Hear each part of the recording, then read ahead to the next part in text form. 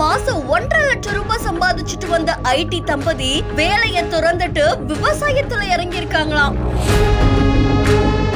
முதல் முறையா விவசாயம் பண்ண போறோம் அப்படின்னு சொல்லும் போது பலருமே இவங்கள மேல இருந்து கீழே வரைக்கும் பார்த்து சிரிச்சாங்களாம். முதல் நாள் கடை போற பொருள் வாங்குறதுக்கு அந்த ஆத்தா இருக்காங்க. இங்க இருந்து வர்றீங்க பெங்களூருங்க, என்ன பண்ண போறீங்க விவசாயம், சிரிச்சாங்க பார்த்து கீழே மேலே பார்த்து.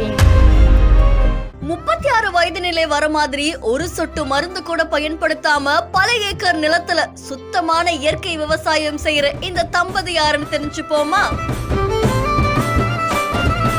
சந்திரசேகர் அதுக்கப்புறமா சாந்தி. இந்த தம்பதி பெங்களூர்ல தான் வாழ்ந்துட்டு வந்திருக்காங்க.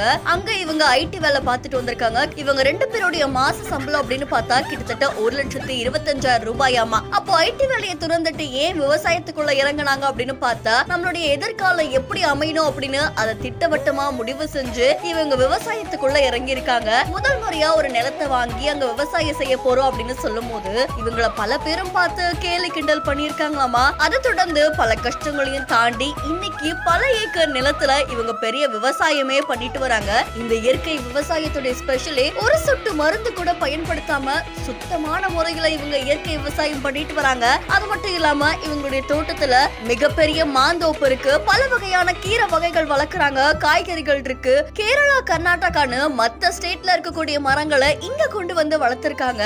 அண்ட் இவங்களுடைய நீர் மேலாண்மையே அவ்வளவு வித்தியாசமான முறையில இருக்கு. ஏன்னா இவங்களுடைய விவசாய நிலத்துக்கு டெக்னாலஜியை பயன்படுத்தி தண்ணியை குறைவா பயன்படுத்துற மாதிரி ஒரு பிரம்மாண்டமான திட்டத்தை தான் செயல்படுத்தி இருக்காங்க. இந்த இயற்கை விவசாயம் மூலியமா மாசத்துக்கு லட்சக்கணக்கில் வருமானம் ஈட்டக்கூடிய இந்த தம்பதி இன்னும் இயற்கையான முறையில இந்த விவசாயத்தை மேற்கொள்றது பலரையுமே ஆச்சரியத்துல ஆழ்த்தி இருக்கு. இந்த வீடியோ தொடர்பான உங்களுடைய கருத்துக்களை நம்மளுடைய பிஹானட்ஸ்ல பதிவு செய்யுங்க. மேலும் செய்திகளுக்கு ஃபாலோ பண்ணிக்கோங்க.